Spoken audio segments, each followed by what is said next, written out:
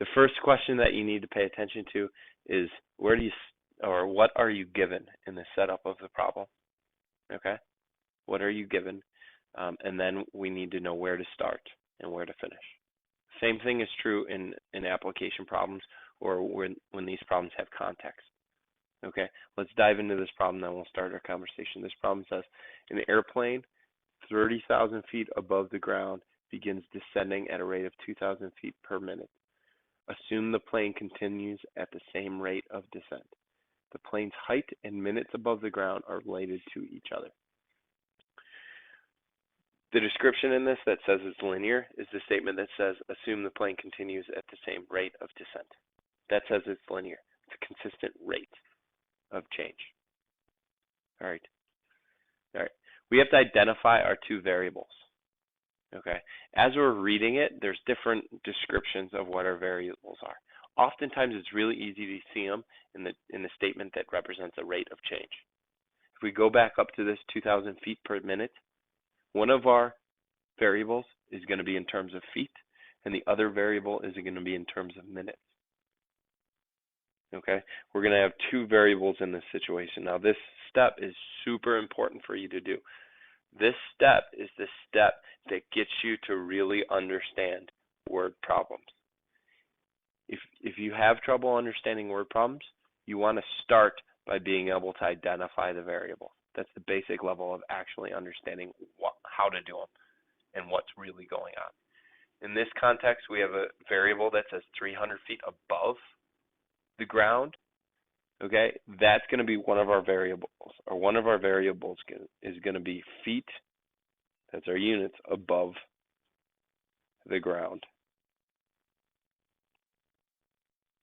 Okay, more specifically, feet, the plane is above the ground.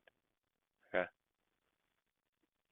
Another variable that we have comes from the fact that the representation of minutes. Okay, minutes flying since it's a plane. Minutes the plane is flying. Okay. Also, we have to determine which one we're going to make our independent and dependent, which one we're going to make X, and which one we're going to make Y. By default, which one's X? By default, which one? Minutes. If there's a representation of time, okay, that is going to be our X, almost by default. And then the other one's going to be our Y. Okay, you have to understand that component in order to really understand word problems in general. Okay. Now, the first part is the second part is we need to figure out what we're starting with. Okay, we need to continue to figure out what we're starting with.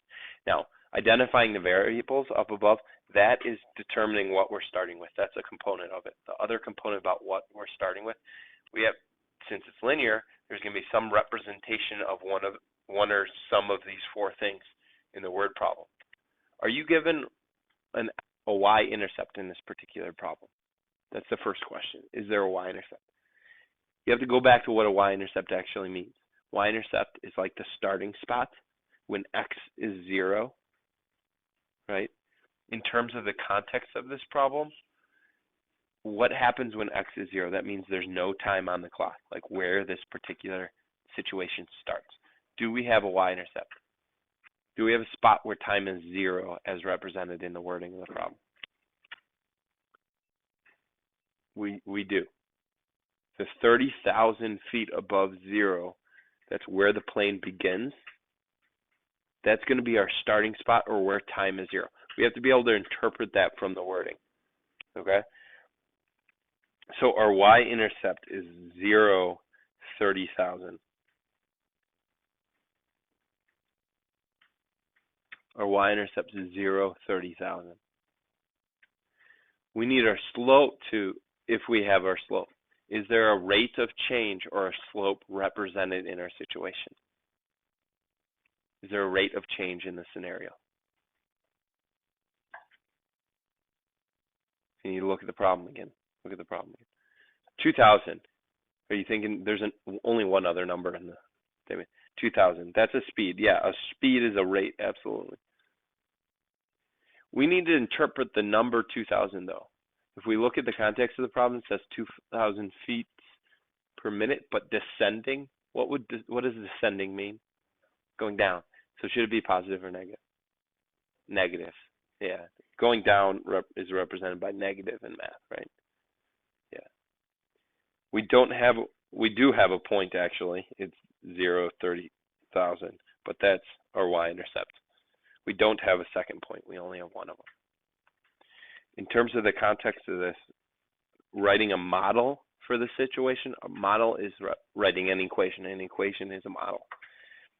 We are given a slope and a y-intercept. If you look at your flow chart, if we're given a slope and a y-intercept, this one we can dump it straight in the slope-intercept form. It's all the way on the right on your flow chart. It says we can go right in the slope-intercept form, and we can, where slope's negative 2,000 and a y-intercept is 30,000.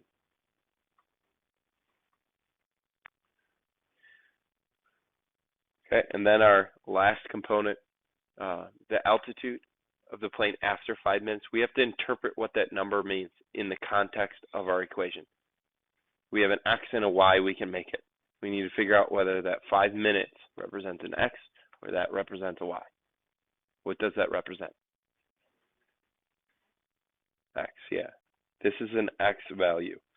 So if we're trying to find the altitude, that was like distance, right? Or the feet above the ground. That was our y. So if we strip the context from the situation, we want to know what y is when x is 5. Translation. So we take this equation up above that gives us a rule that relates x and y, and we put y, or we put x, we put 5 in there for x. And then we can calculate what our y is.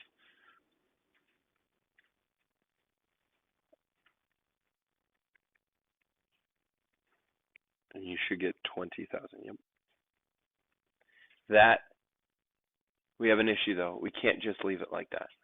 Right? Every time we do word problems, we need to look at the context of the situation. We need to strip that context away and give us symbolic representation of it. And then at the very end, if we're answering a question, we need that question to be reflected of the context of that situation. Okay, so we can't just say 20,000. Excuse me. Feet above the ground. We said y was 20,000. Well, we also said y was feet above the ground. So when we say 20,000, we need to then go back to the context and say 20,000 above the ground. Right? We're going to come back to this tomorrow, and we'll discuss the rest tomorrow. You guys do not have